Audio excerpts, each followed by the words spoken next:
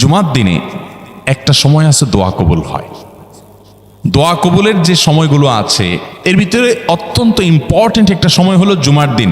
শুক্রবারের একটা সময় সম্পর্কে নবী সাল্লাল্লাহু আলাইহি ওয়াসাল্লাম বলেছেন যে একটা সময় আছে শুক্রবারের, এই সময়ে বান্দা কোনো দোয়া করলে আল্লাহ তাআলা ফিরিয়ে দেন না, কবুল করেন। কিন্তু সময়টা যে ঠিক কখন এটা হাদিসে নবী সাল্লাল্লাহু আলাইহি ওয়াসাল্লাম বলেন নাই, যাতে করে হয়তো আমরা সারাদিনেরই কম বেশি দোয়ার চেষ্টা করি। এই বিষয়ে মুহাদ্দিসগণ, হাদিস বিশ্লেষকগণ, পণ্ডিত ওলামায়ে কেরামগণ হাদিসের বিভিন্ন আকার ইঙ্গিতকে গবেষণা করে অ্যানালাইসিস করে এক একজন এক এক সময়ের কথা বলেছেন। তবে বেশিরভাগ ইমাম, বেশিরভাগ পণ্ডিত ওলামায়ে কেরাম, বেশিরভাগ আপনার ইসলামিক স্কলারগণের বক্তব্য হলো যে এই সময়টা হলো জুমার দিনের শেষ প্রহর, আসরের পর থেকে নিয়ে সূর্য ওঠার আগ পর্যন্ত এই সময়টা।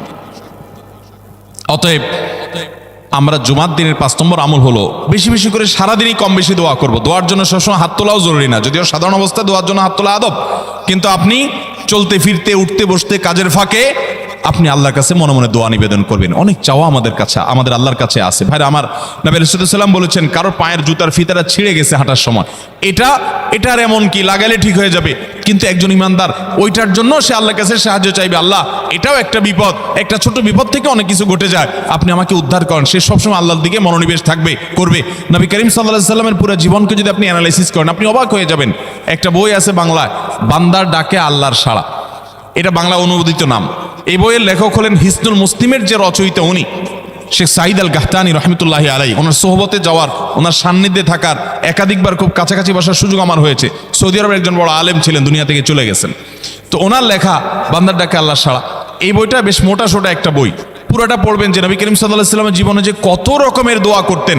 আল্লাহ আজকার নাম একটা বই আছে ইমাম নববীর, এটাও বাংলা হয়ে গেছে অনুবাদ, আপনি পড়লে অবাক হয়ে যাবেন। ডক্টর খন্দকার আব্দুল্লাহ জাহাঙ্গীর রাহিমাহুল্লাহ রাহে বেলায়েত একটা বই আছে দোয়া এবং জিকিরের, আপনি অবাক হবেন যে কি পরিমাণ দোয়া এবং জিকির নবী সাল্লাল্লাহু আলাইহি ওয়াসাল্লাম জীবনে পড়তেন। ঘুম থেকে ওঠার সময় দোয়া আছে না নাই? এরপরে ঘুম থেকে উঠে যখন আপনি বাথরুমে যাবেন দোয়া আছে না নাই? আবার টয়লেটে গেলেন, টয়লেট সেরে আসলেন, আপনি ওযু করবেন, ওযুর জন্য দোয়া আছে না নাই? বিসমিল্লাহ। এরপরে ওযু শেষ করলেন, কালিমায়ে শাহাদাত আছে না নাই? এরপরে আপনি যখন ঘর থেকে বের হয়ে মসজিদে যাবেন, বের হওয়ার দোয়া আছে। বের হয়ে আপনি মসজিদে যাচ্ছেন, যাই পথে পড়ার আলাদা দোয়া আছে। এরপরে আপনি মসজিদে প্রবেশ করবেন, তার জন্য দোয়া আছে। মসজিদে ঢুকার পরে মসজিদে ঢুকার নামাজ আছে। এরপরে মসজিদে নামাজ বন্দিগি ইবাদত জিকির করে বের হচ্ছেন, সেটার জন্য আবার দোয়া আছে। আবার আপনি যাচ্ছেন, কাজকর্মে যাচ্ছেন, বাজারে যাচ্ছেন, সেটার দোয়া আছে। স্ত্রী সহবাস করার সময় দোয়া আছে। দোয়া নাই, জিকির নাই, এমন কোনো মুহূর্ত ইমানদারের জীবনে থাকতে পারে না। নবী করিম সাল্লাল্লাহু আলাইহি ওয়াসাল্লাম এই পরিমাণ দোয়া করতেন। এই জন্য ভাইরা, দোয়া যদি সবসময় করতে কষ্ট হয় হাত তুলতে, আপনি হাত তোলা ছাড়া শুক্রবারে দোয়া করেন, দোয়াটা অনেক বেশি করা দরকার। আমাদের কত জিনিস আল্লাহর কাছে চাইতে হয়, আমরা আল্লাহর কাছে চাই না। পেটে অসুখ হয়েছে, আমরা ডাক্তারের কথা মাথায় আগে আসে, আপনি ওষুধ খান, ওষুধ খাওয়া সুন্নত, কিন্তু ইমানদার সবকিছুর আগে আল্লাহর কথা স্মরণ করবে এবং আল্লাহর কাছে বলবে আল্লাহ আপনি সহজ করে দেন। আপনার অসুখ হয়েছে, সবকিছুর আগে নাপার কথা মনে আসে, আরে ভাই প্যারাসিটামলের কথা মনে আসে, এটা দোষের না, কিন্তু আপনার মনে আগে আসতে হবে যে নবী সাল্লাল্লাহু আলাইহি ওয়াসাল্লাম দোয়া শিক্ষা দিয়েছেন, যদি কেউ ব্যথার জায়গায় হাত দেয় এবং পড়ে আউযু বিইজ্জাতিল্লাহি ওয়া কুদরাতিহি মিন শাররি মা আজিদু ওয়া হাজির, আল্লাহ রাব্বুল আলামিন তার ব্যথা দূর করে দিবেন। এক সাহাবী এই হাদিসের উপর আমল করে তৎক্ষণাৎ তার ব্যথা দূর করেছেন। শুধু ইয়াকিনের অভাব, শুধু বিশ্বাসের অভাব, ঈমানের অভাব। তাহলে আমাদের আল্লাহর দিকে মনোনিবেশ করতে হবে দোয়ার জন্য বেশি বেশি। তাহলে শুক্রবারে 5 নম্বর আমল হলো বেশি বেশি কি করবো ইনশাআল্লাহ? দোয়া, বেশি বেশি দোয়া করবেন, উঠতে বসতে চলতে ফিরতে। বিশেষভাবে সূর্য ডুবার আগের যে সময়টা শুক্রবার, অর্থাৎ দিনের শেষ সময়টা, বিশেষভাবে আল্লাহ তাআলার কাছে দোয়া করব। ঠিক আছে তো ইনশাআল্লাহ? কয়টা আমল বললাম? 5টা আমল। 1, বেশি বেশি দুরূদ। 2, ফজর নামাজ জামাতের সাথে পড়া পুরুষরা, মহিলারা অক্তমত পড়বেন, পুরুষদেরকে পাঠিয়ে দিবেন মসজিদে। 3, সূরা কাফ পড়বেন। 4, আগে ঘুম থেকে উঠে উত্তম রূপে গোসল করে মসজিদে আগে আগে গিয়ে পায়ে হেঁটে গিয়ে সামনে ইমাম সাহেবের কাছাকাছি গিয়ে বসা, অনর্থক কথা কাজ না করা, তেলাওয়াত জিকির আজকারের মাশগুল থেকে নামাজটা পড়ে বের হয়ে আসা, এই কাজ। নাম্বার 5, দোয়া করা, বিশেষ করে দিনের শেষ প্রহরে। আমল করবো তো ইনশাআল্লাহ? মনে থাকবো তো ইনশাআল্লাহ? আমরা প্রয়োজনে বাসায় গিয়ে একটা কাগজে নোট করে ফেলবো, লিখে ফেলবো, লিখে এরপরে ওয়ালে টাঙ্গায় দিবেন বাসায় যে জুমার দিন এই 5 কাজ আমি ছাড়বো না। আপনি যদি মনেও না থাকে, আপনার যদি ভুলেও যান, আপনি এই কাগজ আপনাকে মনে করাবে ইনশাআল্লাহ। বাসায় ফ্যামিলির লোকদের সাথে শেয়ার করবেন। জুমার দিন হুজুর বলেছেন, আমি একটু আমার মন থেকে বলিনি, এগুলো সব কোরআন হাদিসের কথা বলেছি আপনাদেরকে। কোরআন হাদিসের আলোকে 5টা আমলের কথা বলেছেন, বিশেষভাবে জুমার দিন আমি 5টা আমল করবই করব। ভাইরা আমার, প্রত্যেক জুমার দিন যদি আপনি একটু ইমানের রিচার্জ করেন, ইনশাআল্লাহ সারা সপ্তাহ আপনার জন্য সেটা উপকারে আসবে। চেষ্টা করবো তো ইনশাআল্লাহ। এবং দোকানে অফিসে টাঙ্গায় রাখবেন।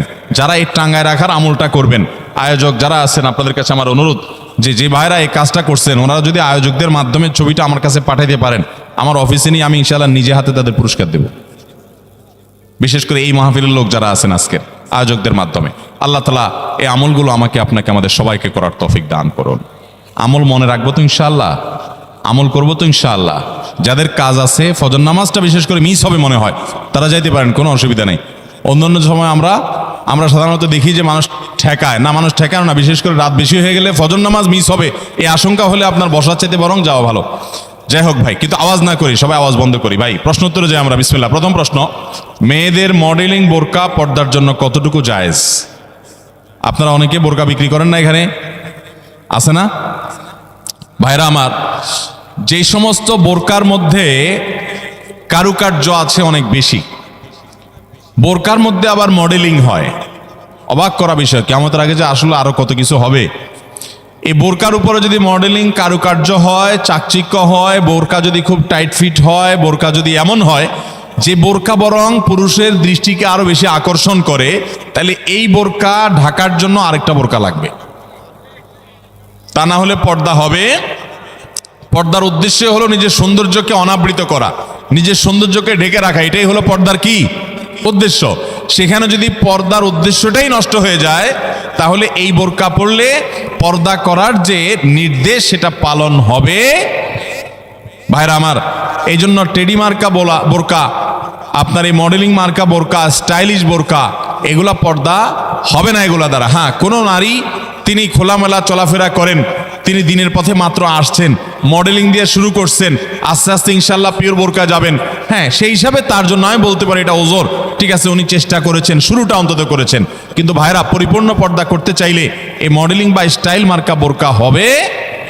আচ্ছা বলেন তো, আপনার আমার মা বোন বা স্ত্রীকে যদি আমরা বাহিরে নিয়ে যাই, তাদের সাথে আমরা বাহিরে যাই, তারা যদি খোলামেলা পোশাক পরে যায় বা এমন পোশাক পরে যায় যেটা সব পুরুষের দৃষ্টিকে আকৃষ্ট করে, তাহলে অন্য সব পুরুষরা তার দিকে তাকাইলে আপনার কাছে ভালো লাগে না খারাপ লাগে? কেমনে খারাপ লাগে? অনেক পুরুষটা আছে বউয়ের ছবি ফেসবুকে দিয়ে বলে, আপনাদের ভাবি কেমন হলো বললেন। অনেক পুরুষ এ কাম করে না? ফেসবুকে আবার কমেন্টে নিচে দিয়া দোস্তরা লেখে, দোস্ত ভাবি অনেক সুন্দর, মাশাআল্লাহ, আবার মাশাআল্লাহ লেখে। এরপরে আবার দোস্ত আবার রিপ্লাইতে দেয় কি, ধন্যবাদ দোস্ত। মানে আমার বউরে তুই সুন্দর বলছস, তার মানে তুই দেখছস, মনে মনে জল্পনা কল্পনা করছস, করে আবার লিখছস, এই জন্য তোর ধন্যবাদ। ভাইরা আমার, মানুষের বিবেক যখন লোপ পেয়ে যায়, তখন সে হিতাহিত জ্ঞান হারিয়ে ফেলে। আমাদের মা, আমাদের বোন, আমাদের মেয়ে, আমাদের স্ত্রী, তাদেরকে নিয়ে আমরা যখন খোলামেলা পোশাকে যাব, কোনো বিয়েতে আপনি যখন যাবেন, কোনো মার্কেটে যাবেন, একেবারে চাকচিক্যপূর্ণ পোশাক, একদম খোলামেলা অশ্লীল, তো জগতে বা রাস্তায় যত পুরুষরা তাদেরকে দেখবে, এই সৌন্দর্য দেখার পর পুরুষদের মনে মনে তাকে নিয়ে বাজে চিন্তা, জল্পনা কল্পনা, মনে মনে জেনা, এটা হবে কি হবে না? না, হবে না। সবাই কি বাজে চিন্তা করে আপনার মতো? পবিত্র চিন্তা করতে পারে না? কি বলেন ভাইরা আমার? যারা নিজেদের বউকে নিয়ে এটা নিয়ে সন্দেহে আছেন, আমি তাদেরকে বলতেছি, আমাকে উত্তর দেওয়া লাগবে না। আপনার নিজেকে প্রশ্ন করেন, নিজের বিবেককে প্রশ্ন করেন, আপনি এরকম মহিলা রাস্তাঘাটে দেখলে আপনার কি হাল হয়? আপনি যা যা চিন্তা করেন, আপনার বউ, আপনার মা বোনকে নিয়ে এভাবে আপনি বের হলে অন্যরাও সে চিন্তাই করে। আল্লাহ আমাদের বিবেকটাকে খোলার তৌফিক দান করুন। আমি মিডল ইস্টে, বিশেষ করে সৌদি আরবে অনেক মানুষ দেখছি, দিনদারির নামগন্ধ নেয়, টাকার নিচে সে জুব্বা পরে, হারাম কাজ করে, বিড়ি খায়, সিগারেট খায়, 2 নম্বরই করে, মানে মুসলমান হিসেবে কোনো ভালো মুসলমান না। কিন্তু গল্লির ঠাওয়ার ঠিক আছে, জায়গা মতো সে একেবারে সুসের মতো সোজা, বইয়ের ব্যাপারে পরিপূর্ণ পর্দা মেনটেন করে, কোনো রাষ্ট্রীয় নির্দেশের কারণে না, বেশিরভাগ পুরুষরা এটা করে এই জন্য, কারণ সে জানে তো সে নিজে অন্যের মেয়েকে খোলামেলা দেখলে কি জল্পনা কল্পনা তার মনে আসে সে জানে, অতএব তার স্ত্রীকে নিয়ে গেলে অন্যরা কি জল্পনা করবে সে জানে, এই জন্য তার আত্মসম্মান বোধের জায়গা থেকে সেইটা করে। মুসলমান নারী তার ভিতরে আত্মসম্মান বোধ থাকবে যে আমাকে নিয়ে মানুষ বাজে চিন্তা করবে, জল্পনা কল্পনা করবে, নোংরা চিন্তা করবে, এটা কোনো নারী করতে দিতে পারে।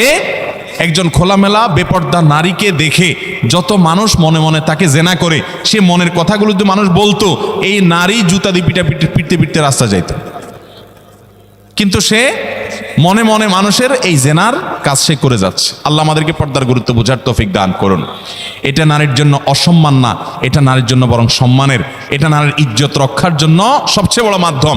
আমাদের সেকুলার অতি সেকুলার উগ্র নাস্তিক বন্ধুরা বলে যে হুজুরদের মনটাই খারাপ, এই বেটারা বলে মহিলা দেখতে বলে তাদের বলে অবস্থা খারাপ হয়, এই বেটাদের চরিত্রই খারাপ। অর্থাৎ আমাদের এই ভাইরা যারা এই সমালোচনা করতেছেন, আমাদের এই ভাইগুলোর দ্বারা মনে হচ্ছে যে ওনাদের মনের ভিতরে কোনো এই সমস্ত বাজে চিন্তা আসে না, ওনাদের মনটা একদম ফেরেশতার মতো পবিত্র। এরকম যাদের কোনো চিন্তা জল্পনা কল্পনা আসে না, এরা হয় মিথ্যুক আর না হলে রুগী, হয় এগুলারে ডাক্তার দেখাইতে হবে, পুরুষত্বের ঘাটতি আছে, আর নাহলে মিথ্যুক। আল্লাহ তাআলা সৃষ্টি করেছেন এভাবে, তোমার কোনো মনে চিন্তাই বাজে আসে না, তোমার মতো এই অসুস্থ মানুষ, তোমার তো হাসপাতালে ভর্তি হওয়া উচিত। আল্লাহ রাব্বুল আলামিন আমাদেরকে পর্দার গুরুত্ব বোঝার তৌফিক দান করুন। অনেক পুরুষ আছে নিজের বউয়ের জন্য চাকচিক্যপূর্ণ বোরকা পরে নিয়ে যান। না ভাই, আপনার বউর যত সাজগোজ সব বাসা বাড়িতে হবে একান্তে। আপনি বাইরে রাস্তাঘাটে কেন বিলাই বেড়াচ্ছেন? মহর দিয়ে বিয়ে করছেন আপনি, আর রাস্তাঘাটে মানুষকে দেখা বেড়াচ্ছেন। আত্মসম্মান বোধ থাকা উচিত। আল্লাহ আমাদেরকে পর্দার গুরুত্ব বোঝার তৌফিক দান করুন। তাহলে স্টাইলি বোরকা এগুলো পড়লে কিন্তু কাজ হবে না, বোরকার কাজ হবে না। আমি এখান থেকে গ্রামে যাব এবং ওই দিনই আবার চলে আসব, এক্ষেত্রে আমার নামাজ কি কসর করতে হবে? দেখুন, গ্রামে আমরা প্রত্যেকে যার যার বাড়িতে যখন যাব, সেটা আমাদের মূল ঠিকানা, আসল ঠিকানা হলে সেখানে আমি 1 ঘন্টার জন্য যদি যাই, নামাজ আমাকে পুরা পড়তে হবে। নিজের স্থায়ী ঠিকানাতে কখনো কসর হয়? পথে কসর হবে। বাড়িতে যখন চলে গেছেন, আপনার বাড়ি কুমিল্লাতে, আপনার বাড়ি চট্টগ্রামে, আপনার বাড়ি বগুড়াতে বা খুলনাতে বা সিলেটে, আপনার বাড়ি যেখানেই হোক না কেন, যখন সফরের দূরত্ব হবে, নিজের স্থায়ী ঠিকানায় 1 ঘন্টার জন্য যদি যান, সেখানে পুরো নামাজ পড়তে হবে, কসর চলবে। কিন্তু কিছু লোক আছে, গ্রামে বাড়ি আছে ঠিক আছে, কিন্তু তাদের গ্রামের বাড়ি এখন আর স্থায়ী ঠিকানা না। ধরুন আপনি ঢাকা শহরে বাড়ি কিনছেন বা ফ্ল্যাট কিনছেন, পাসপোর্টে এনআইডিতে সরকারি সব কাগজে পত্রে ঠিকানাতে আপনি স্থায়ী ঠিকানাও এটা, বর্তমান ঠিকানাও এটা। গ্রামের বাড়ি আছে কিন্তু ওটা আপনার স্থায়ীও না, বর্তমান ঠিকানাও না, জাস্ট বেড়াইতে যান, ভাই বেড়াদাররা আছে, অন্যরা আছে, তাহলে ওইটাতে আপনি গেস্ট, সেখানে আপনি কসর পড়বেন। এবং এটা আপনার স্থায়ী এবং বর্তমান ঠিকানা হলে, অনেকে আছে বাড়িতে জমি জমা আছে, শুধুমাত্র থাকার ঘর বাড়িও নাই এবং ভাগযোগ হয়ে গেছে, সে শুধু গেস্ট হিসেবে যায়, ভাইদের মেহমান হয়ে যায়, তাহলে সে কসর পড়বে। আর না হলে স্থায়ী ঠিকানায় গেলে 1 ঘন্টার জন্য সে কি করতে হবে? পুরো নামাজ পড়তে হবে, যদি স্থায়ী ঠিকানা হয় তার গ্রাম। এরপরে প্রশ্ন হলো, আমি অনেকবার তওবা করেছি, প্রত্যেকবারই ভঙ্গ হয়েছে, তাহলে কি আমি মুনাফিক হয়ে গেছি?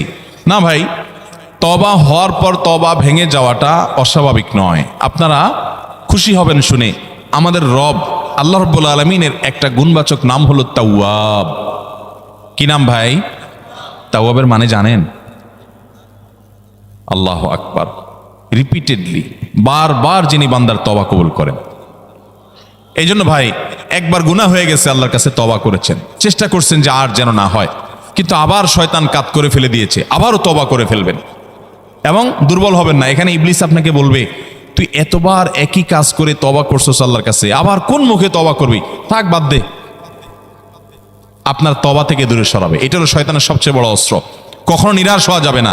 তওবা আগের বারের চাইতে পরের বারটা আরো স্ট্রং করবেন, যে ঠিক আছে আগের বারটা তওবা আমি দুর্বল ছিল, এটাকে আরো স্ট্রং করব, চেষ্টা করবো না ইনশাআল্লাহ।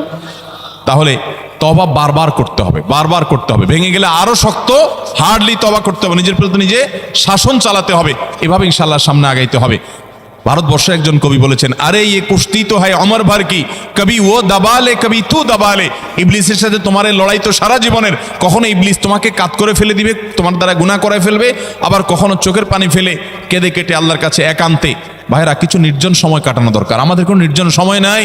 নির্জন সময় হলে ওই মোবাইলে আমরা ঢুকে পড়ি, মোবাইল টোবাইল বন্ধ করে ফেলে দিনে রাতে 24 ঘন্টার ভিতরে 5 ওয়াক্ত নামাজের পরে আগে যে কোনো সময় অন্তত 2-4-5টা মিনিট একটু চিন্তা ভাবনা করবেন, একটু নিজের হিসাব মিলাবেন, আল্লাহর সাথে কথা বলবেন। আজকে একটা গুনাহ হয়ে গেছে, আজকে একটা কাস্টমার মহিলা আসছে, তার সৌন্দর্য দেখে তাকে নিয়ে বাজে চিন্তা জল্পনা কল্পনা করেছি, নোংরামি করেছেন, গুনাহ কাজ করেছেন। কোনো কাস্টমার এসেছে, তার সাথে ফাঁকি ঝুঁকি দিয়েছেন, 2 নাম্বারই করেছেন, মিথ্যা কথা বলেছেন, কিনা দর এত আছে বলেছেন, আসলে এত আসে নাই। এই যে মিথ্যা বলেছেন কয়টা টাকার জন্য, এই টাকা দুনিয়াতে থেকে যাবে, মিথ্যাটা আপনার আমলনামা যুক্ত হয়ে আখিরাতে যাবে। এইসব কথা চিন্তা করে আল্লাহর কাছে চোখের পানি ফেলে একান্তে, আল্লাহ করে ফেলেছি আজকে শয়তানের পালায় পড়ে, আল্লাহ খেয়াল ছিল না, আপনি মাফ করে দেন। মালিক আপনি মাফ না করলে কিয়ামতের ময়দানের শাস্তি হবে ভয়াবহ। দুনিয়াতে আপনি ছেড়ে দেন, আল্লাহ মাফ করে দেন। মাফ চায়া দুনিয়া থেকে ওইটাকে নিষ্পত্তি করেন, একটু চোখের পানি ফেলেন, সেজদায় পড়ে যান, 2 রাকাত সালাত তওবা নামাজ পড়ে আল্লাহর কাছে মাফ চান, এর পরের দিন আরো স্ট্রং করেন। এভাবে আপনি লড়াই চালাতে থাকবেন। আর এই কুস্তি তো হয় অমর ভর কি, কবি ও দাবালে কবি তু দাবালে। শয়তান গুনাহ কমা আপনার দ্বারা করায় সে জিতে যাবে, আর আপনি তওবা করে চোখের পানি ফেলে গুনাহ মাফ করিয়ে তারপরে আপনি শয়তানের উপরে জিতে যাবেন। তওবা করতে থাকবো তো ইনশাআল্লাহ। তওবা করতে কখনো ক্লান্ত হবেন, তওবা অব্যাহত রাখবেন, অনবরত রাখবেন। দুনিয়াতে কোনো ফেরেশতা মানুষ নাই, সবাই গুনাহ